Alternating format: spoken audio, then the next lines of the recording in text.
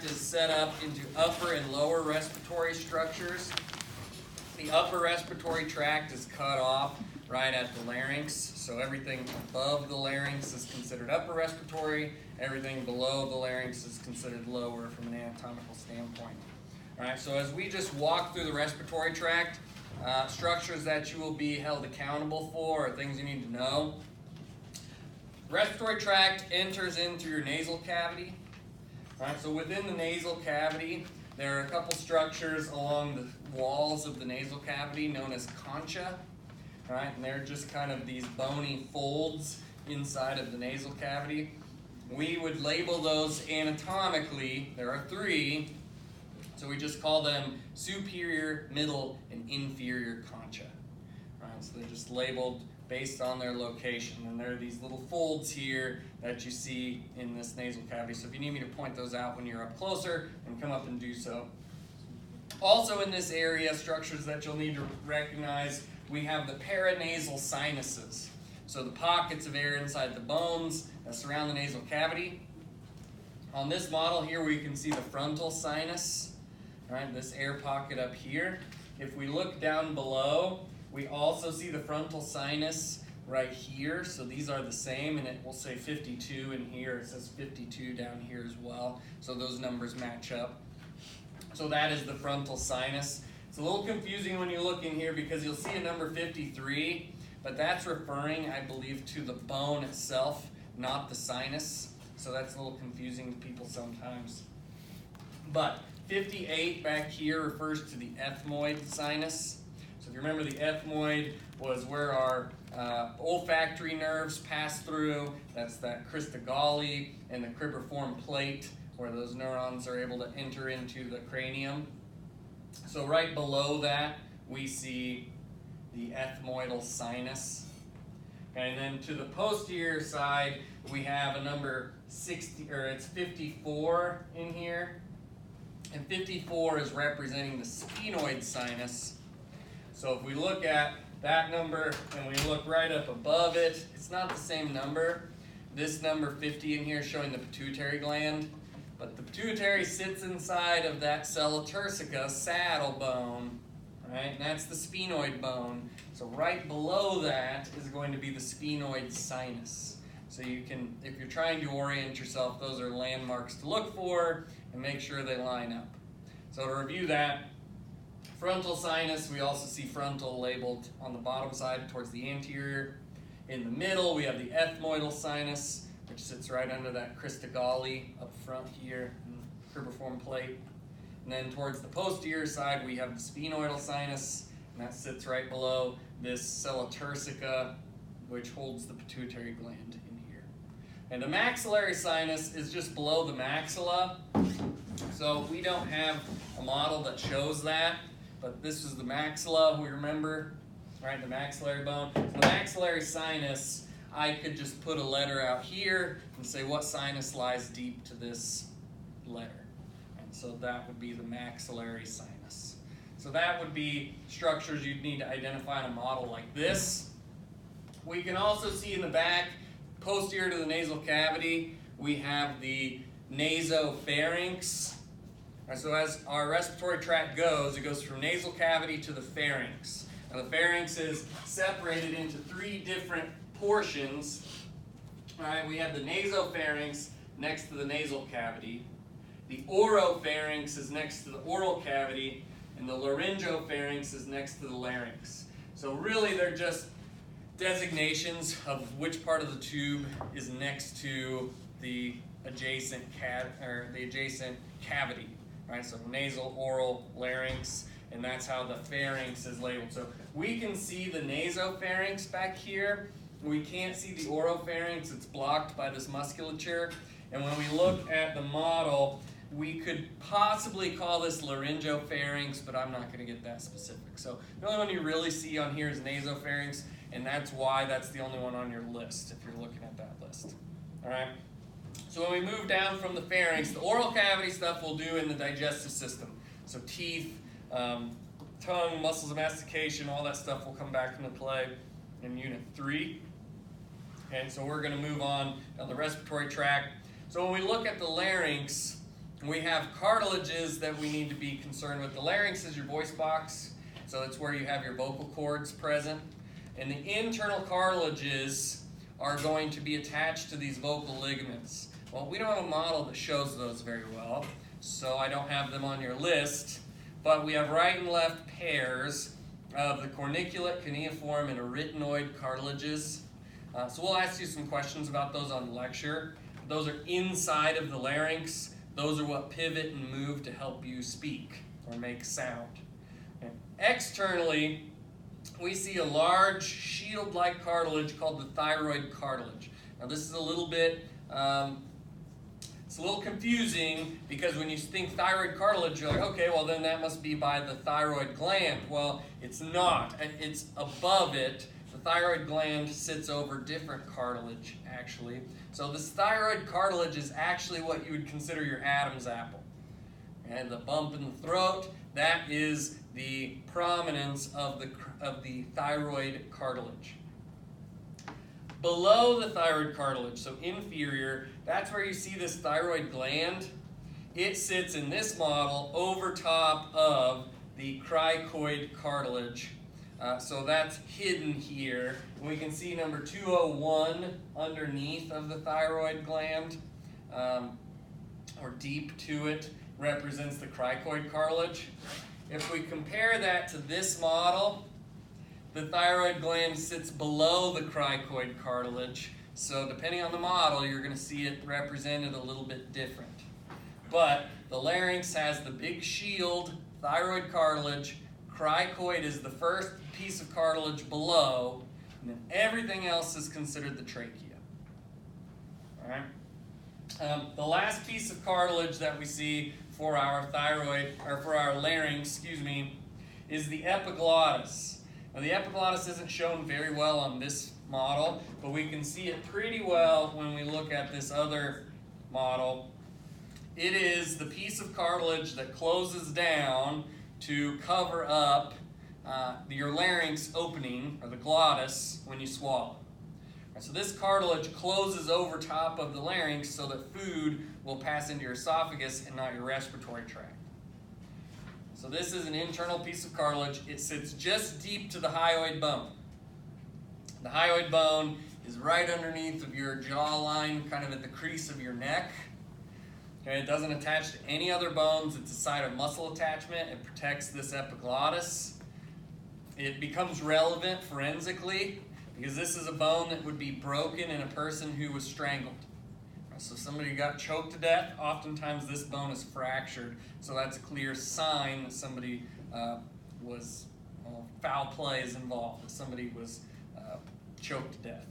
All right.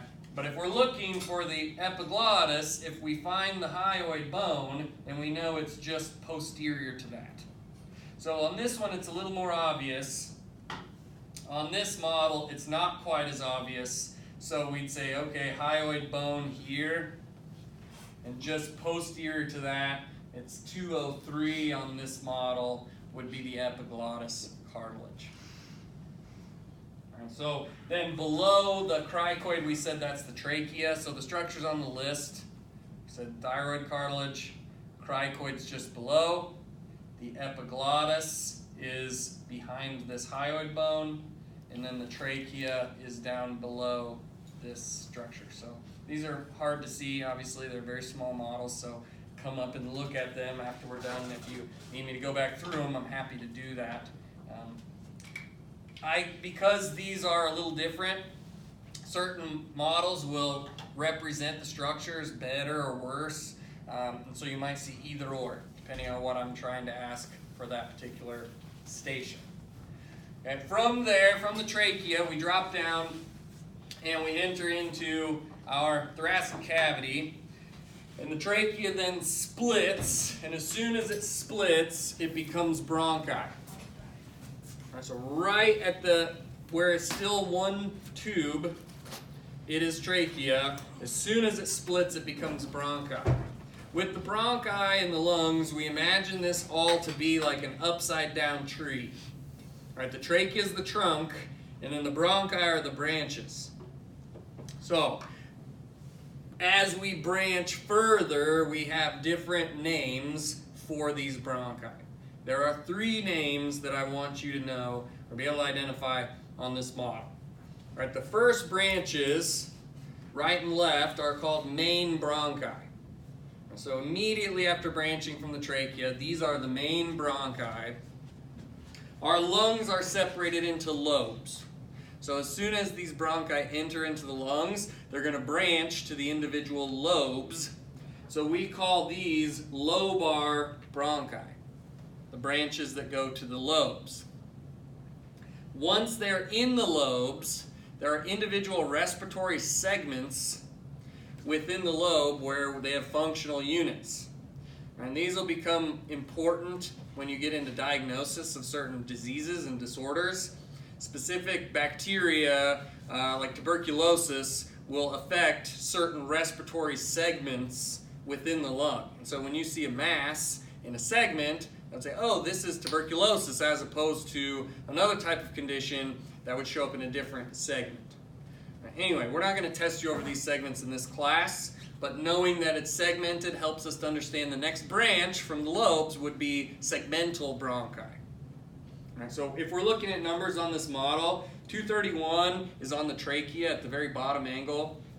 232 would be the right main bronchus. 234 is the left. If we look over here on this right side, 233 is on 3 of these branches. Those are lobar bronchi. And then there are no labels on the further branching that we'd call segmental. But if you go to 233 and you see these little branches off of it, that would be segmental bronchi. They're unlabeled. I would have to label them further in order to ask you to identify them as segmental bronchi. All right, from there we branch into the lungs. Okay, well, those are technically within the lungs, but the lung structures themselves, we mentioned, were separated into lobes. You'll recognize that the left and the right are different when you look at them. There's a reason for that. Inside of our thoracic cavity, there's kind of a big important organ that takes up a fair amount of space on the left side. It's the heart. So on the left lung, we're going to see a space where the heart takes up some of that side. And so the lung on the left side is a little smaller than the lung on the right. And we also notice that the left side only has 2 lobes, whereas the right has 3. And so we have superior and inferior lobe. We have superior, middle, and inferior lobes on the right.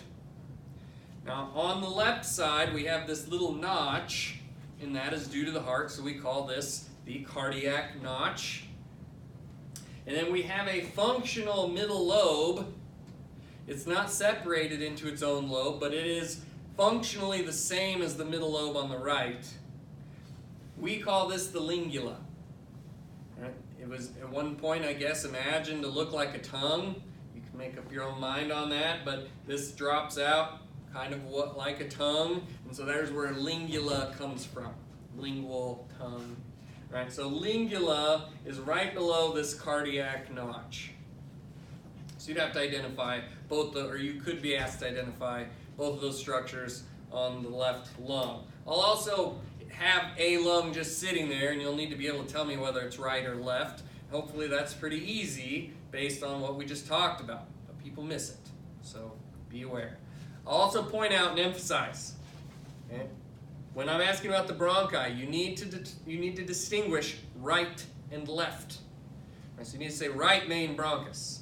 You also need to distinguish main, lobar, segmental.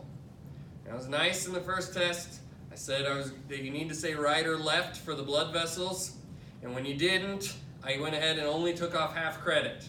From here on out, if directional terms aren't used appropriately, then you don't get any points. All right? I've warned you. You know in advance, so remember to do that. So the correct answer for this would be right main bronchus. You can't just put bronchi and expect to get some points. Right? It needs to have all those things to be correct. And so then we also need to know right and left. Lungs, there are surfaces to each lung. based on what it's adjacent to. Okay? So when we're looking inside of the thoracic cavity, around the outside is made up by our rib cage. And so this outer region of the lung is called the costal surface, the part of the lung that is associated with the rib cage, costal for rib. On the bottom, we have a big muscle that crosses over, or that covers the bottom or inferior surface of the lung. That's the diaphragm. So this is the diaphragmatic surface. Along the medial border, we have the mediastinum. Right, so this is the mediastinal or mediastinal surface, however you want to pronounce it. But that's the part that basically it touches the heart and the esophagus, or the main bronchi, and trachea are in the mediastinal region. So this is the mediastinal surface.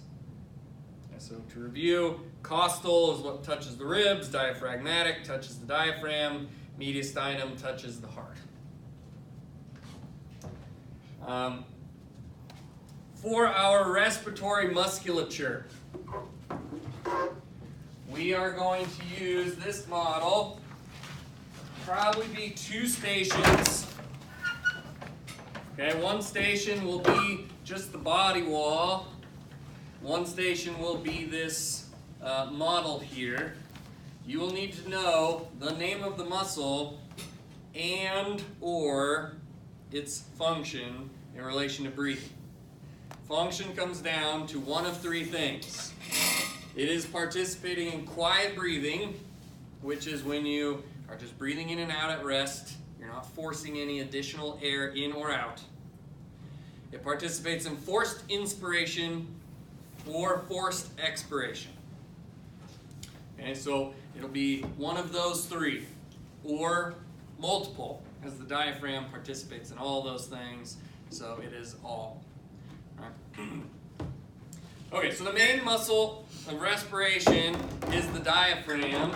We saw some of the diaphragm here on the lung models. So in these models, we see, or in this model here, we see part of the diaphragm kind of dissected out of here.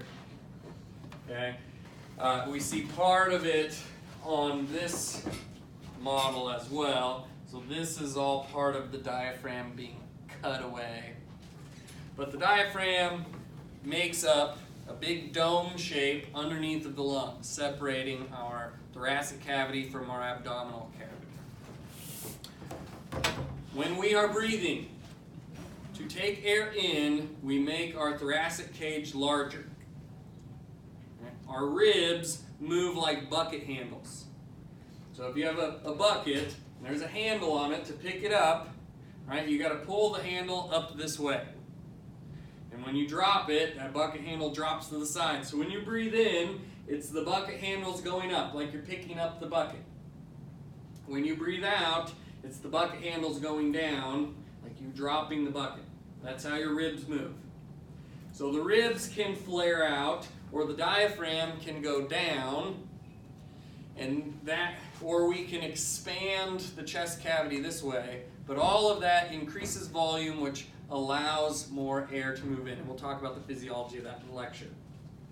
All right, so with that concept in mind, we know that muscles just get short. So if you take the attachment points of muscles and approximate them, so if we're looking, say, at the transversus thoracis, we can visualize that rib moving down, right? That's the bucket handle down. So by visualizing that, we can say this muscle must be forced expiration, right? Bucket handle down, chest gets smaller, air goes out. So we need to know this is transversus thoracis. We need to know that this is a muscle of forced expiration. So walking through the list. First is diaphragm. When diaphragm contracts, it drops down, allows more space in the lungs from the inferior side. When diaphragm contracts, or when diaphragm relaxes, it goes up, and it forces volume to decrease, which creates more movement outside, or from air into out. Okay, so it is a muscle of quiet breathing. It is also a muscle of forced expiration and forced inspiration. It acts in all cases. You need this head back? No, but you got the buff boy. I do. Okay. I did. Do you need it for a test? Not till next week. Okay, we'll be done with it here. I know you guys are quicker. Yeah. So just keep him. Okay. I'm fine. All right. Just want to know where he was. Yep. All right. So, diaphragm is all. Other muscle of quiet breathing. The external intercostal. So in between the ribs, intercostal. External would be the most superficial. So all across here, we see external intercostals.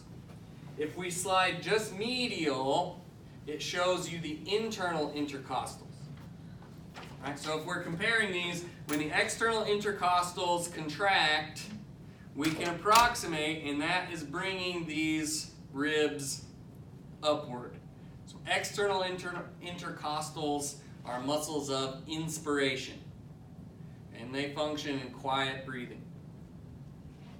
Internal intercostals are going to create an angle at which we pull the bucket handle down. So these are muscles of forced expiration. So internal is expiration, external is inspiration. That trips people up because the X and the in are flipped. With inspiration, external, expiration, internal. All right, so remember that those are flipped. This isn't on your list, but I'm going to add it. The pec minor attaches to ribs 3 through 5, as well as to your humerus. Okay? And if your shoulders are back in a decent position, then this can pull your ribs up and help you breathe in. Accessory respiratory muscle. Right, now when your ribs are dropped forward, it doesn't do quite so well as far as elevating the ribs. So most people, this is kind of inhibited in respiratory function, but it does carry some out in proper posture. All right, so this is a muscle of forced inspiration because again, it is pulling the bucket handle up. Rectus abdominis, when it contracts, it is going to counteract the diaphragm. Diaphragm drops down to make room. If rectus abdominis is squeezing and creating counter pressure, it counters the diaphragm from contracting fully. So it is going to be a muscle of forced expiration. Same thing with the obliques and the transversus abdominis. So if we're looking at the obliques, abdominal obliques, we have external oblique, where fibers run this way. A little cheat you can use on this model. All of this is superficial tissue. All of this is deep tissue, so right and left. So over here, we know this has to be the internal oblique. This has to be external. However, if you want to go purely by fiber direction and not based on the model, external runs in this direction. Internal runs in this direction. Right? So the way I do it with my hands, external obliques, internal obliques. Right? Internal, if you're starting from top to bottom, go backwards. If you're going from top to bottom external, it goes forwards. Okay? External oblique, internal, both are forced expiration. Transversus abdominis is the transverse plane, and so that's this muscle here, and that is also forced expiration. We mentioned transversus thoracis, right? This pulls the bucket handle down, so the way it affects the ribs creates that downward motion, which is expiration. Muscles on the model to be aware of. We have the sternocleidomastoid, right? SCM, so sternum, clavicle, mastoid. So by pulling on the sternum and the clavicle, we're elevating the thoracic cage. Right? So if we're bringing it up, we're making more room. So that would be a muscle of inspiration. Looking at the scalenes, we have anterior scalene, middle scalene. There's different scalenes. I just want you to know the group. Scalenes, the group. All right? These run down and attach to the first and second rib. When they contract, it pulls those ribs up. So if it pulls the bucket handle up, it is inspiration. As we look on the posterior side,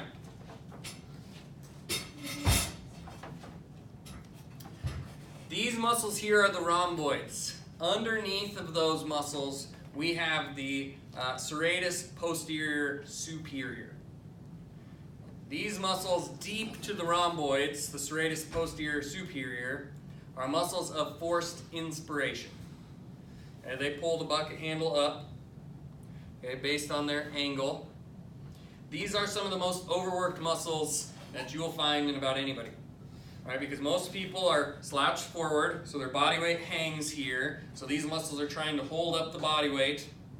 Okay, most people suck in their gut, so they're counteracting their diaphragm, so they have to use this respiratory musculature up here. You say take a deep breath in, and people go, so when they're doing that, it's all these muscles here, right? So when we're hunched forward and our gut's sucked in, and we're breathing up here, the muscle that's trying to do all the work is this tiny little muscle group that's really deep to these other structures, and it's not made for that.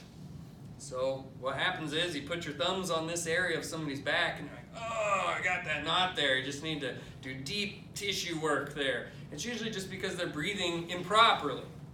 And it can create a lot of other dysfunction because there's some nerves that run. We saw that brachial plexus, right, that all runs through here. It can cause shoulder dysfunction. There's a whole lot of things that can be problematic due to this breathing dysfunction. So those muscles are very clinically relevant for me, right, for musculoskeletal healthcare providers. But it also can be relevant in general because if people have stress in through here, impaired breathing, that can cause shallow breathing rate, which can feed back to our hypothalamus and cause stress reactions and give people anxiety and hyperactive stress response system just from how they breathe. Okay, so we have serratus posterior superior. Down below, we see serratus posterior inferior. This is the coughing muscle. All right, people walk into my office and they're really sore around here. I'll ask them, did you have a cold or some sort of virus that you've been coughing a lot lately? And more often than not, they'll say yes. And they say, how do you know? Well, this muscle contracts to pull the bucket handles down. Right? When this contracts down and in, that forces air up and out quickly. Right? And if you cough really hard, you'll feel those muscles pulling pretty hard in through your back because they're angling down the bucket handles of the ribs.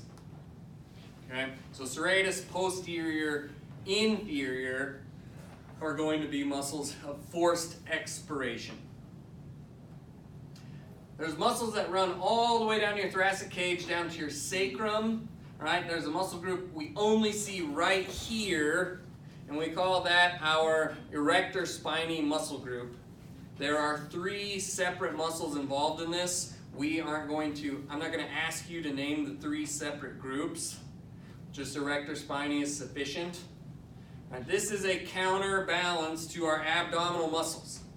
So if you're trying to squeeze in your gut, right, you're affecting your core in multiple ways. Your core is a box, remember.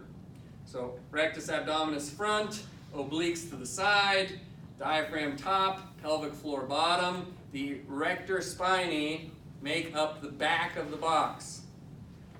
So if your abdominal muscles are going to contract and cause expiration, your body's going to try to counter. If I shift the box this way to make sure we stay stable, I shift this way. So forced inspiration comes from your erector spinae muscle group, which again runs all the way down here. These are postural muscles. So you might find yourself when you're standing or when you're slouching or when you have to hold up your body weight and breathe, that you might get some just soreness right down the middle of your spine. That's this muscle group here. And so we see it here, but it runs the whole length. And then there's a subset that branches up, like the splenius capitis and all of these different muscles into the neck. But it is a muscle of forced inspiration. Let's see, is there any I forgot? Off the top of my head, I cannot think of any others on the list. If there are any others that you see on the list that I missed and you want me to go over, let me know and I'll point them out to you and their function. You have a chart with all of these muscles and their functions in your notes, I think in your book, and in the lab manual. So you can find those, and it shows the picture not with the model, but with just like a skeleton and where those muscles